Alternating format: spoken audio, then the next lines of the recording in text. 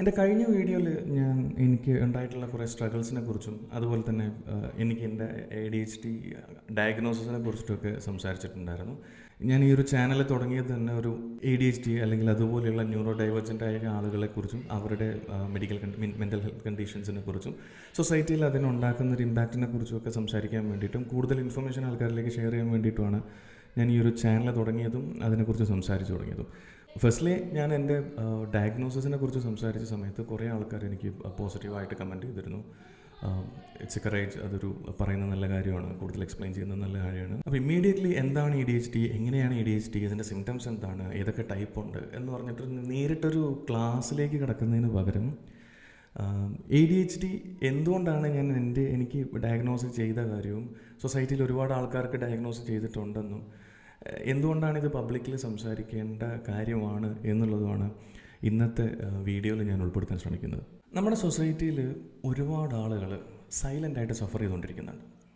അവർക്ക് ADHD ഉണ്ടോ, വേറെന്തെങ്കിലും തരത്തിലുള്ള ന്യൂറോ ഡൈവേർജൻസ് ഉണ്ടോ എന്ന് നമുക്കറിയില്ല.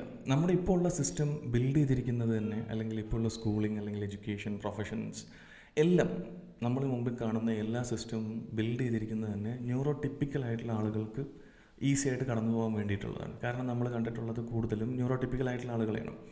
പക്ഷേ ന്യൂറോ ഡൈവേർജൻ്റ് ആയിട്ടുള്ള ചില വ്യത്യാസങ്ങളുള്ള, ചില ഡിഫറൻസസുകളുള്ള ബ്രെയിൻ വയറിങ്ങിൽ ചെറിയ വ്യത്യാസങ്ങളുള്ള ആൾക്കാർക്ക് വേണ്ടിയിട്ട് ബിൽഡ് ചെയ്തിട്ടുള്ളതല്ല ഈ സിസ്റ്റം. പക്ഷേ ഈ സിസ്റ്റത്തിൽ അവർ ത്രൈവ് ചെയ്യേണ്ടതും വിജയിച്ച് മുന്നോട്ട് പോകേണ്ടതും വളരെ ഇമ്പോർട്ടൻ്റ് ആണ്. അങ്ങനെ ഇമ്പോർട്ടൻ്റ് ആയിരിക്കുന്ന ഒരു സാഹചര്യത്തിലാണ് എൻ്റെ ഈ ഒരു ഡിഫറൻസസും എൻ്റെ സ്ട്രഗിൾസും ഞാൻ മനസ്സിലാക്കി. എനിക്കൊരു ADHD ഉണ്ട്, അല്ലെങ്കിൽ എനിക്ക് ഇങ്ങനെ ഒരു മെഡിക്കൽ കണ്ടീഷനുണ്ട്, മെൻ്റൽ കണ്ടീഷനുണ്ട്, ന്യൂറോ ഡൈവേർജൻസ് ഉണ്ട്. ചില ആളുകൾക്ക് ഓട്ടിസം ഉണ്ട്, അല്ലെങ്കിൽ വേറെ എന്തെങ്കിലും ബൈപ്പോളാർ ഡിസോർഡർ ഉണ്ട്, അല്ലെങ്കിൽ അതുപോലത്തെ എന്തെങ്കിലും ടൈപ്പ് ഓഫ് ഒരു മെൻ്റൽ ഡിസോർഡറോ ഡൈവേർജൻസോ. ഡിസോർഡർ എന്നുള്ള വാക്ക് എനിക്ക് അത്ര ആപ്റ്റായിട്ട് തോന്നാറില്ല പലപ്പോഴും. പക്ഷേ എന്നാലും ഡൈവേർജൻസ് ഉള്ള ആളുകൾ നമ്മുടെ സൊസൈറ്റിയിൽ ഉണ്ടാകുമ്പോഴും അവരെ നമ്മൾ കടത്തിവിടുന്നത് ഇതേ ന്യൂറോട്ടിപ്പിക്കലായിട്ടുള്ള ആളുകൾക്ക് വേണ്ടി ഡിസൈൻ ചെയ്ത സിസ്റ്റത്തിലൂടെയാണ്. അതിൽ വന്നിട്ട് എനിക്ക് ഇങ്ങനൊരു ഡിസോർഡർ ഉണ്ട് എന്ന് പറയുക വളരെ ബുദ്ധിമുട്ടായിട്ടുള്ള കാര്യമാണ്. സൊസൈറ്റി അവരെ ഒരു ഡൈവേർജൻസ് ഉണ്ട്, എനിക്ക് ചെറിയൊരു ഡിഫറൻസ് ഉണ്ട്, എൻ്റെ ബ്രെയിൻ വയറിങ്ങിൽ ചെറിയ മാറ്റങ്ങളുണ്ട് എന്ന് സൊസൈറ്റിയുടെ മുമ്പിൽ ഒരു സ്റ്റിഗ്മ ഇല്ലാതെ പറയാൻ പറ്റുക, ആ ഒരു ഷെയിം ഇല്ലാതിരിക്കുക എന്നുള്ളതാണ് ഇതിൻ്റെ മേജർ റീസൺ ആയിട്ട് ഞാൻ കാണുന്നത്. ഇനി നമ്മുടെ നാട്ടിൽ ADHD അത്ര പ്രശ്നമുള്ളൊരു കാര്യമാണോ എന്ന് ചോദിച്ചാൽ തീർച്ചയായിട്ടും അല്ല. നമ്മൾ കുറച്ച് കാലം മുമ്പ്, ഏകദേശം ഒരു വർഷം മുമ്പ്, ഫഹദ് ഫാസിൽ തനിക്ക് ADHD ഉണ്ട് എന്നുള്ള വാർത്ത പബ്ലിക്കിൽ ഒരു ഇവൻറ്റിന് ഇടയ്ക്ക് പറഞ്ഞിട്ടുണ്ടായിരുന്നു. ഫഹദ് ഫാസിലിനെ പോലെയുള്ള ഒരു സെലിബ്രിറ്റി തനിക്ക് ADHD ഉണ്ട്, ഇത്രയും കാലം ഉണ്ടായിരുന്നു, അത് ഈ അടുത്താണ് ഡയഗ്നോസ് ചെയ്തത് എന്ന് പറയുമ്പോൾ കിട്ടുന്ന ഒരു അക്സെപ്റ്റൻസ് ഉണ്ട്. ഓക്കെ, ഇതെന്തോ വലിയ മാരക പ്രശ്നമൊന്നുമല്ല, പക്ഷേ ചില വിഷയങ്ങൾ അദ്ദേഹത്തിനുണ്ട്, അദ്ദേഹം മനസ്സിലാക്കുന്നു. അതേപോലെ നമ്മുടെ ചുറ്റും ഇതുപോലെയുള്ള ആളുകളുണ്ടാവും.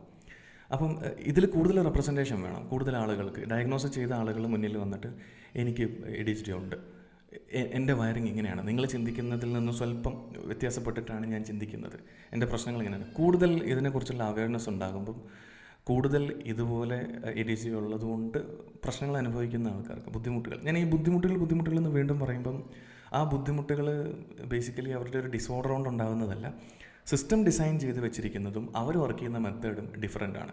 ഈ ഡിഫറൻസ് കൊണ്ടുള്ള ബുദ്ധിമുട്ടുകൾ ഫേസ് ചെയ്യുന്നത് കൊണ്ടാണ് ഞാൻ അതിന് ബുദ്ധിമുട്ട് എന്ന് പറയുന്നത്. പറഞ്ഞു വന്നത് റെപ്രസെൻറ്റേഷനെ കുറിച്ചാണ്. ADHD ഉണ്ട് എന്ന് പറയാൻ മുന്നിട്ട് വരുന്ന ഒരുപാട് ആളുകൾ നമുക്ക് കൂടെ ഉണ്ടെങ്കിൽ ഒരു കമ്മ്യൂണിറ്റി ബിൽഡിങ്ങിൻ്റെ ആവശ്യം ഉണ്ട് തീർച്ചയായിട്ടും. എൻ്റെ ഡയഗ്നോസിസ് ഞാൻ പലതവണ കുറച്ച് പേരെടുത്തായിട്ട് സുഹൃത്തുക്കളായിട്ട് പലതരത്തിലായിട്ട് പറഞ്ഞപ്പം ചിലരതിന് സീരിയസ് ആയിട്ട് എന്താണ് ADHD, ഞാൻ നേരത്തെ കേട്ടിട്ടുണ്ട്, അതിൻ്റെ ഡീറ്റെയിൽസ് ഒന്ന് പറയാമോ എന്ന് ചോദിച്ചു പറഞ്ഞിട്ടുണ്ട്. ചിലർ വന്ന് പറഞ്ഞത് എന്തോ എനിക്കൊരു ഇൽനെസ് എന്നുള്ള സംഭവമുണ്ട്, അതൊരു അസുഖമാണ്, അപ്പോൾ അസുഖം സാരമില്ല പോട്ടെ, ലൈക്ക് ഒരു എംപത്തറ്റിക് എന്ന് എനിക്ക് പറയാൻ പറ്റില്ല, കൈൻഡ് ഓഫ് ഒരു സിമ്പത്തറ്റിക് ആയിട്ട് ആൾക്കാർ എൻ്റെ അടുത്ത് അപ്രോച്ച് ചെയ്തത് ഞാൻ കണ്ടിട്ടുണ്ട്. ചില റെസ്പോൺസസ് എന്ന് പറഞ്ഞത് ഞാൻ പറഞ്ഞു, ഇപ്പം എന്താണ് ADHD എന്ന് ചോദിക്കുമ്പോൾ ഞാൻ തന്നെ എക്സ്പ്ലെയിൻ ചെയ്യും, ഇങ്ങനെയൊക്കെയുണ്ട്. ചില ടൈമിൽ നമുക്കൊരു എക്സിക്യൂട്ടീവ് ഫങ്ഷനിങ്ങിൽ ചില പ്രശ്നങ്ങളുണ്ട്, ഈവൻ തോ നമുക്ക് വേണമെന്ന് തോന്നണമെങ്കിലും നമുക്ക് ചെയ്ത് കംപ്ലീറ്റ് ചെയ്യാനുള്ള ബുദ്ധിമുട്ടുകളുണ്ട്. പക്ഷേ ചില സമയത്ത് നമുക്ക് സൂപ്പർമാൻ കപ്പാസിറ്റീസ് ഉണ്ടാവും, വേറെ ആർക്കും ചെയ്യാൻ പറ്റാത്തത്ര സ്പീഡിലും ആക്യുറേറ്റ് ആയിട്ടും സ്ട്രോങ് ആയിട്ടും ഭയങ്കര എഫിഷ്യൻ്റ് ആയിട്ടും കാര്യങ്ങൾ ഫാസ്റ്റായിട്ട് ചെയ്യാനുള്ള കപ്പാസിറ്റി ഉണ്ടാവും. ഇങ്ങനെയുള്ള ഒരു എക്സിക്യൂഷണൽ അല്ലെങ്കിൽ ഒരു ഇമോഷണൽ ഡിസ്ഫങ്ഷനിങ് ആണ് ADHD എന്ന് പറഞ്ഞപ്പം ചിലർ എനിക്ക് കിട്ടിയ മറുപടികളിലൊന്നാണ്, എങ്കിൽ always use that Superman power. നിങ്ങളുടെ തിരിക്കുന്ന ആ ഒരു സൂപ്പർമാൻ പവർ എപ്പോഴും ഉപയോഗിക്കുക, അപ്പോൾ ഈ പ്രശ്നം തീർന്നല്ലോ എന്നാണ് പറയുന്നത്. ഇതിൻ്റെ പ്രശ്നം എന്താണെന്ന് വെച്ച് കഴിഞ്ഞാൽ, നമ്മൾ സൂപ്പർമാൻ ആവണോ അതോ ഒന്നും ചെയ്യാത്ത മടിയനായിട്ടിരിക്കണോ എന്ന് തീരുമാനിക്കുന്നതിൻ്റെ റിമോട്ട് എൻ്റെ കയ്യിലല്ല ഇരിക്കുന്നത്, അല്ലെങ്കിൽ ADHD ഉള്ള ആൾക്കാരുടെ കയ്യിലല്ല ഇരിക്കുന്നത്. ഈ ADHD എന്നുള്ള സിറ്റുവേഷൻ മനസ്സിലാക്കാൻ പറ്റാത്തതിൻ്റെ ഒരു പ്രോബ്ലമാണ്. എനിക്ക് കിട്ടിയ റെസ്പോൺസിനെ കുറിച്ചാണ് പറയുന്നത്.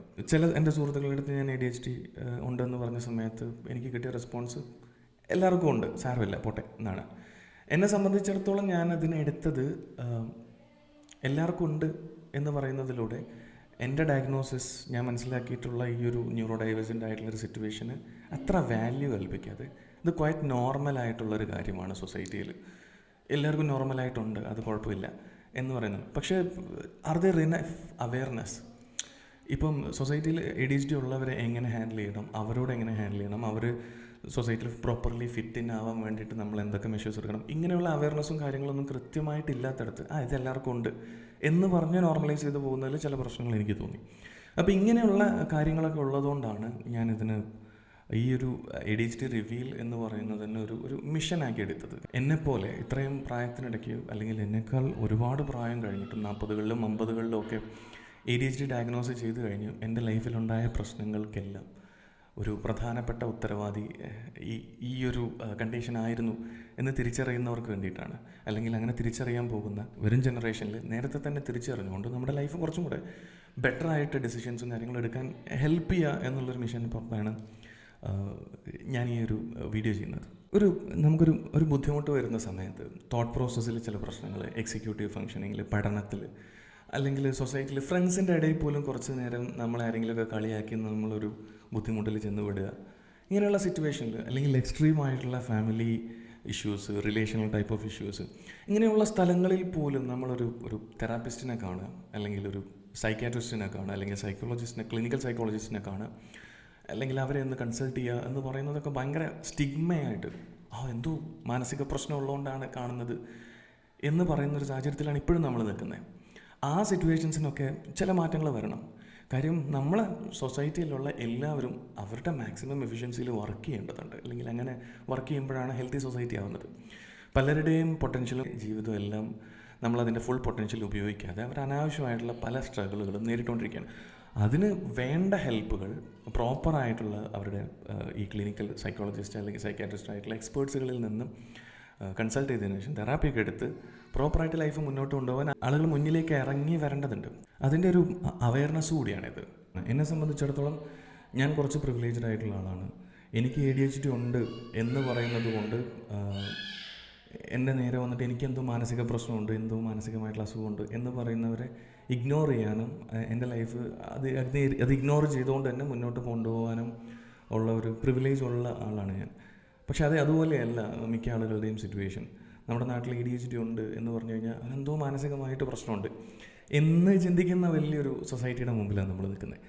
അങ്ങനെയുള്ളിടത്ത് എനിക്ക് കാഴ്ചയ്ക്ക് ചെറിയ പ്രശ്നമുണ്ട്, ഞാനൊരു കണ്ണട ധരിക്കാറുണ്ട് എന്ന് പറയുന്ന പോലെ തന്നെ എനിക്ക് ADHD ഉണ്ട്, അതിൻ്റെ ഒരു ചെറിയ പ്രശ്നങ്ങളുണ്ട്, ചെറിയ ബുദ്ധിമുട്ടുകളുണ്ട് എന്ന് പറയാൻ തക്ക രീതിയിൽ നമ്മുടെ സൊസൈറ്റീനെ ഒന്ന് ചേഞ്ച് ചെയ്തെടുക്കുക.